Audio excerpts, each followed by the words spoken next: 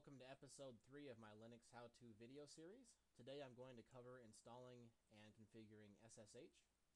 SSH is the secure shell software. It allows us to connect to another Linux, Mac, or Unix system via the command line.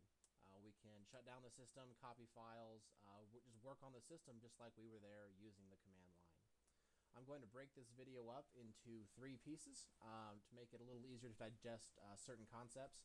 I'm going to cover just basic login and command line usage. We're also going to do file copies and mount a file system over SSH, and we're going to do SSH tunneling and X forwarding if you need to get around firewalls or if you're really paranoid and want to encrypt your web traffic. I've also got a new microphone, and I've messed with the camera a bit, so I'd like to hear some feedback as far as the quality, if it's better from the previous episodes. So I want to get everything set up here, and I will get back with you as soon as I am ready for that. Thank you.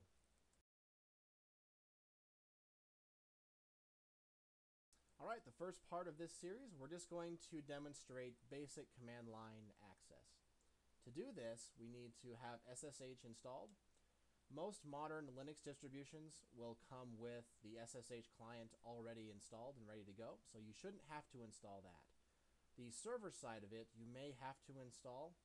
My Ubuntu desktop system did not include the SSH server, so if you wanted to host an SSH session, you would have to install it.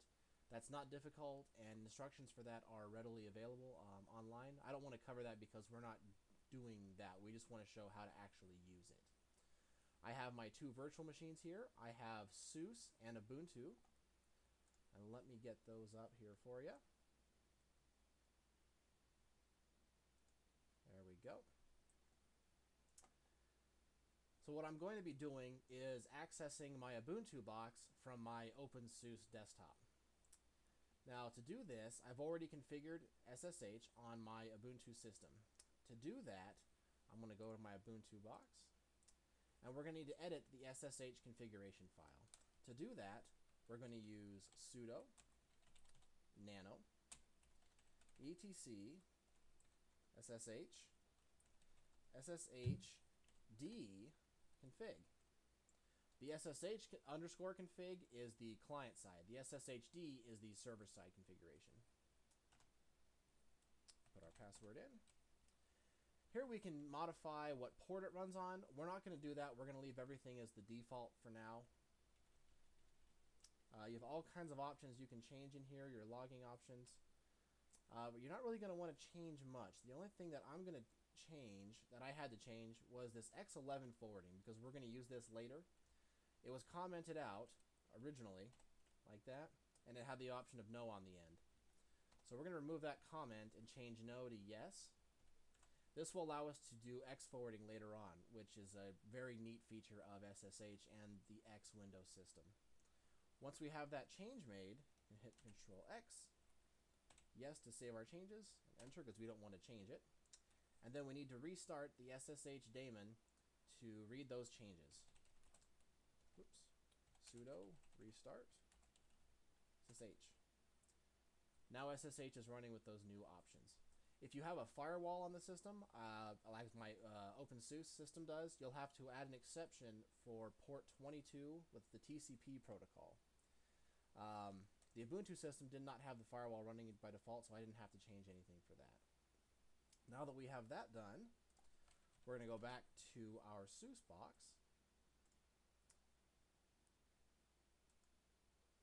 And now I want to connect to it. From a terminal, the way we can do that is SSH-L, and then the username that we want to connect to on the Ubuntu system. This has to be a valid user on the Ubuntu system. We're going to use our old standby Bob. And then we need to specify the host that we want to connect to. In my case, the name of my Ubuntu machine is Bob-Ubuntu VM32. I also like the -Q switch. This just suppresses any error, debugging or logging errors. We don't need to worry about them. It's going to ask us for our password.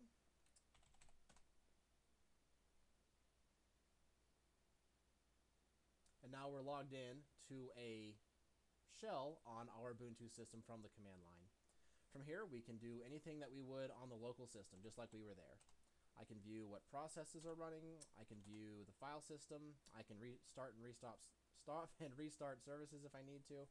I have full access to the system. That's pretty much all there is to it. When you're done with it, you hit exit or type exit, enter, and now you're back to your local command line.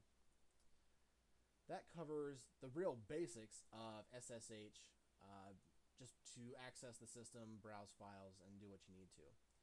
Now, what if you will have a Windows system you want to connect from? Well, there's a piece of software called PuTTY. PuTTY lets us interact with our command line. I'll bring it up here for you. I have my desktop set up in here. I want to choose my Ubuntu desktop. I already have this session saved in here with the IP of my Ubuntu desktop system. I'm going to open up my Ubuntu desktop. I'll bring it over here. And then it's going to ask us, who do you want to log in as? Again, we're going to log in as Bob. And then we'll get asked for our password here.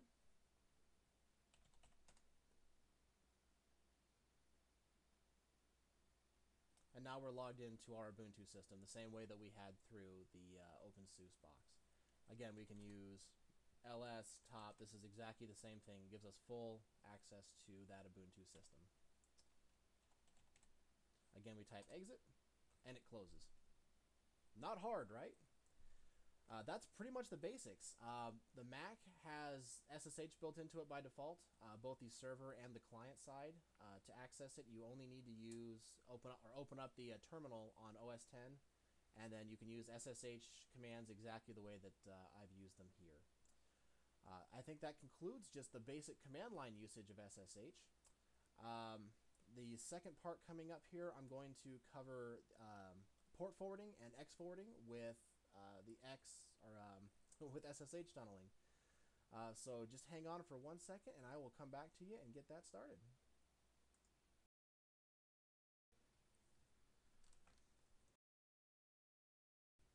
Alright, now that we have a grasp of basic SSH command line access, we're going to do something a little more advanced. This is SSH tunneling.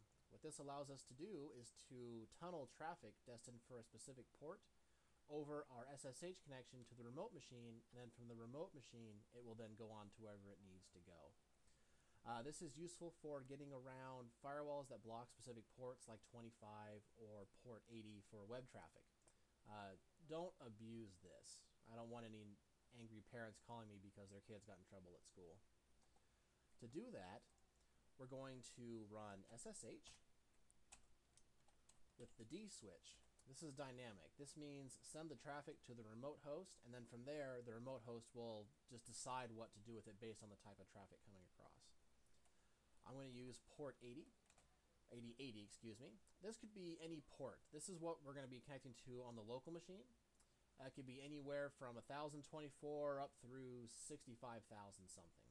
You just want it to be an open port that no other services are currently using. We're going to use the F switch, which tells it to run as a background service. This way, if we close our terminal session, the SSH session will continue to run in the background. We're going to use the C switch, which enables compression. This will compress the data as it goes back and forth between the machines. This is particularly handy if you have a really slow connection between the two sides. Normally, you're not going to need it, but it can be handy again if you have a slow connection or a really buggy one like a wireless. Q, because I just like that Q switch to keep the output simple for these videos. N means once the SSH session runs, don't try opening a shell or anything. Just open the SSH tunnel, and that's all I want you to do. And then we need to specify the user and the system we're connecting to. We're going to be connecting as our good old Bob user, and he is on our Bob-Ubuntu VM32 system. I'm going to give Bob's password in, and we're done. So now any traffic on our local machine that connects to port 8080 will be redirected over our SSH tunnel to the Ubuntu system. Now, how do we test this? Well, I'm going to use Firefox. Under the preferences for it, under network and settings, You can see I've got my manual proxy configuration set here. I'm telling it it's a SOX host, which is what the SSH tunneling is compatible with. We're connecting to our local machine, local host, and we're doing it on port 8080. The same port that we set in our SSH command. We hit OK.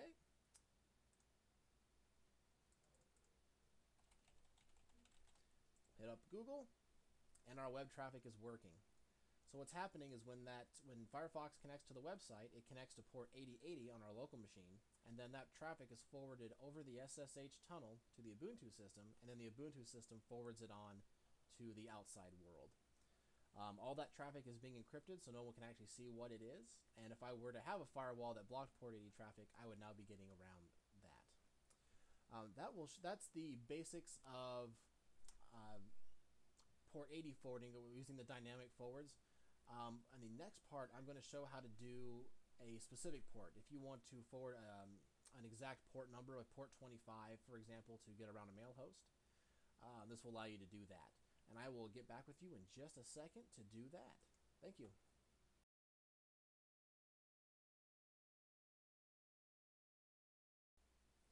All right, now that we've used dynamic redirection for web traffic, we're going to do a specific port.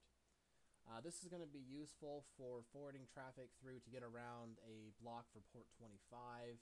As a good example is a lot of ISPs are now blocking port 25 or corporate firewalls.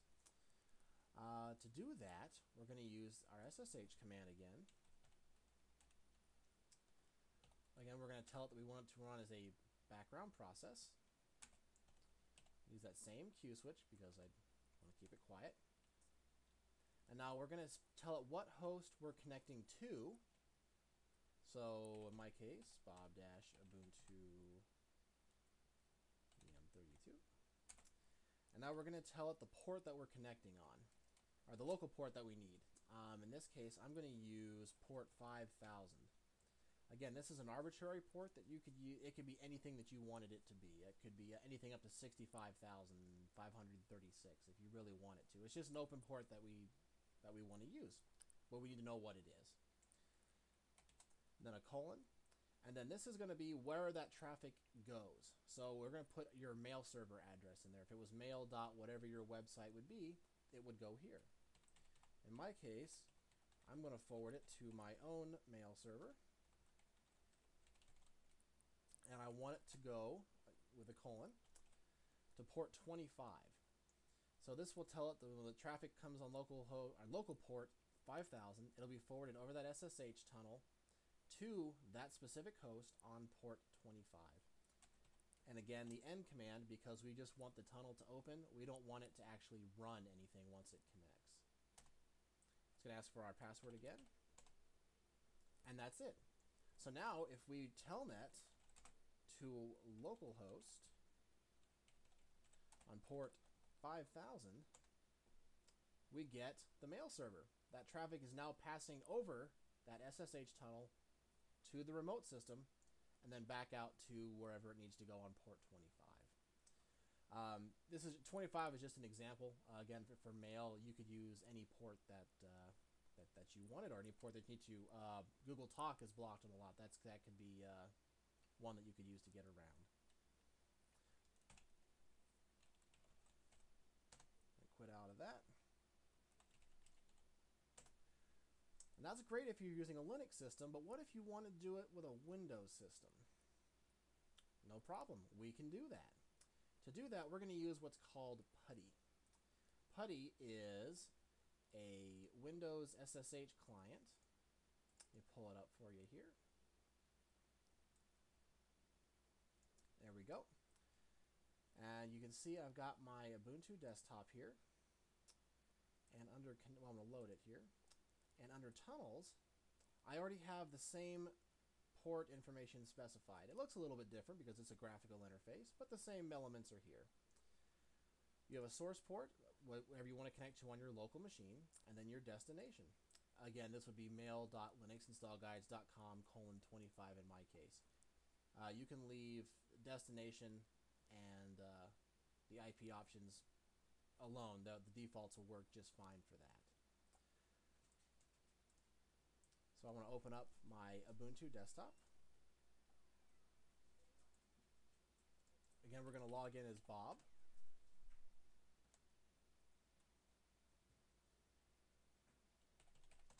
Put in Bob's password. Now here we're going to get our shell, but we don't necessarily have to use it for anything. We can simply minimize it. And then if we use our command line here, the Windows command line that is, again I can telnet to localhost on port 5000, and I get back out to my same server that I needed to get to. That's not hard, is it? And we'll quit out of that. It's just that easy. So that covers forwarding a single port and dynamic redirection. For the next part, I'm going to do what's called X forwarding. This will let you run programs on another system that have a graphical interface and let them run on the remote system, but the interface runs on your local system. I know that sounds kind of complicated, but I'll explain it to you, and I think it'll make sense once we get it all set up. I will see you in just a second when we get that going.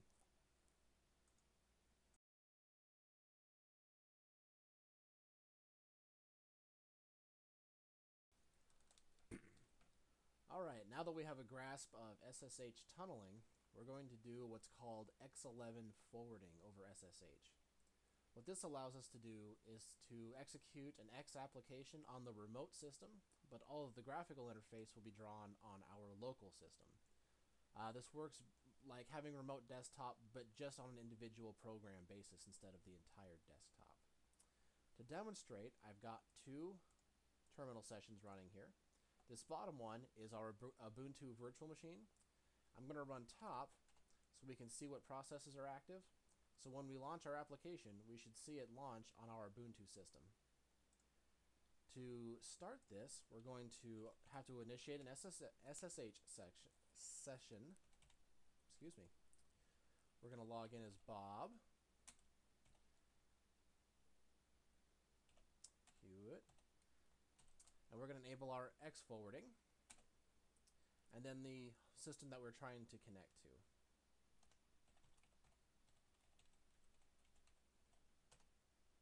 We're going to put our password in. And now we're logged in through an SSH session. Now we can launch any X application like we normally would. The information to render the screen will actually be pulled over that SSH session. So it's a simple one, X clock.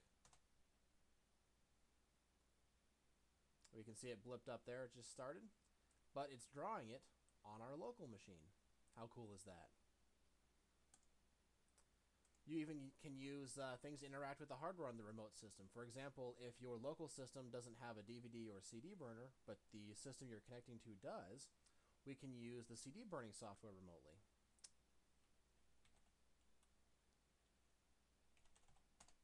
Oops. I hope if I'd spell it right.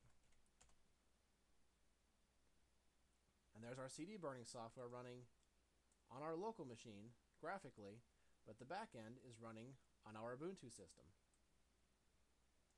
Again, this can be done for almost any X application that you want to run. GL accelerated applications don't work quite as well, but if you stick to the standards, this will work really well for you. Close that. There are also programs available to do this using Windows X clients. However, I couldn't get one working when I was doing this video, so you're kind of on your own there. But the X forwarding will work exactly the same way if you get that Windows system working. But that's the basics of X forwarding. It's pretty darn simple. I will be doing a next session on SSH file operations. We're going to do copies with WinSCP, SCP, and SSH file system.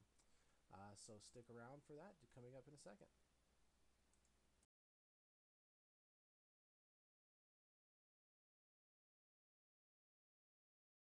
Alright, now that we have simple X11 forwarding working, the last thing we're going to cover is doing file copies on file operations using SSH. The most basic is called SCP, which is secure copy. This will allow us to copy directories and files between systems over SSH. This comes in handy if you don't have FTP or any other file system access. It also has the advantage of being entirely encrypted, so if you have to do something securely, this is a great way to do it. To do that, we're going to use the scp command. We can enable compression if we like, and we can use the R switch if we need to copy recursively. In other words, if we have to copy a directory or through multiple directories, we want to use that R switch. Now what we want to copy is going to be the documents folder on my Ubuntu system. I can see I have 2 files in that directory. So I only want to get one of them right now. What I want to get that is with scp, enable compression, and then we need the host name that we're going to be connecting to and the username. In my case, good old Bob.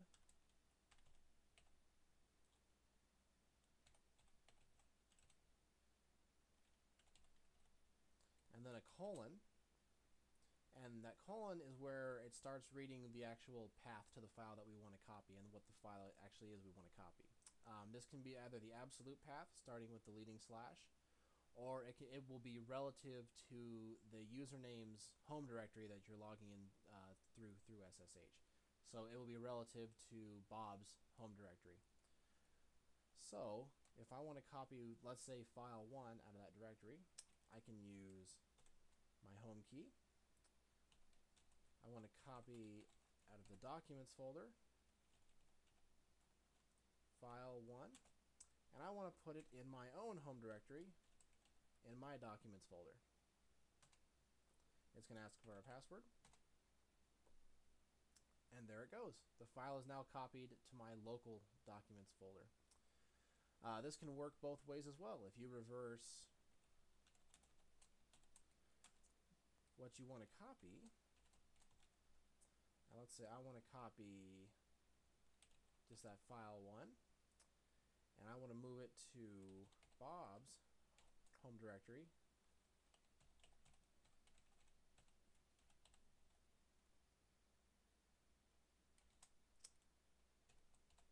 I'm going to put it there in his documents folder.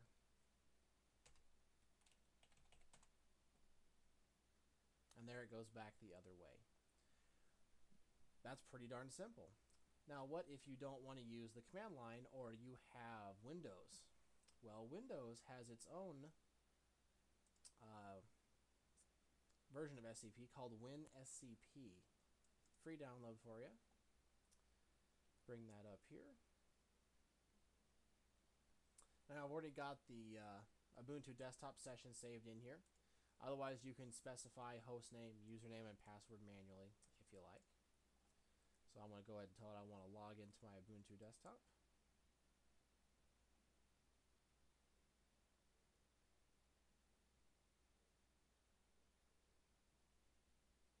And here is our file system. On the left, we have our local C drive. On the right, we have our Linux file system that we can move in and out of, and we have access to anything that our regular user Bob has access to. You can also do root, but you shouldn't be logging in as root if you can avoid it. Again, this works both ways, copy from and to the system.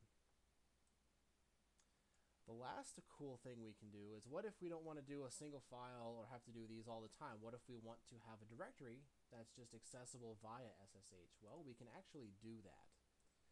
Let's say, again, for example, I want access to the documents folder on my Ubuntu virtual machine, but I want it all the time. Well, on my local system, I made a directory called remote docs. This is where we're going to mount the documents directory from the other system using SSH file system. You'll need to install this. It was not installed by default on either Ubuntu or the SUSE desktop. So you'll have to look up how to install that on either of them, but the process is very simple. Once we have it installed, we're going to need to use SSHFS. Whoops. And where was it here? And then we need the username. Whoops. what host.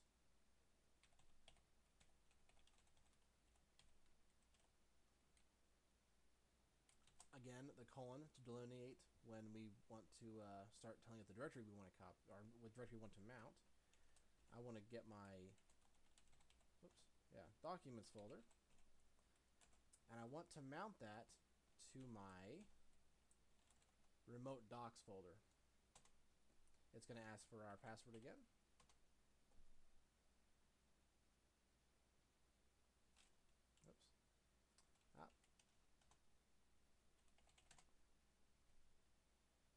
There we go. Didn't need the tilde in there for that one. So now if I go to my remote docs folder, this is what I have in my Ubuntu's file system. And I can read and write to this and treat it like any other directory. I guess that's about as simple as it gets. To unmount it, you do have to do a little bit of a special command for the SSH file system. To do that, you need to be out of the directory.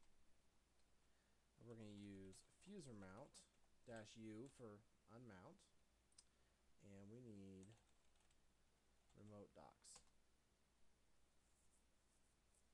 Oops. Again, it'd help if I would spell it right. There we go. Now it's unmounted. I hope that's given you some information on how to use SSH. If you have any questions, please post them in the YouTube comments or the Overclockers forum thread. I'd like to hear any feedback regarding the new microphone and camera and lighting setup. Other than that, I will see you guys when I have a next subject picked out. Thank you.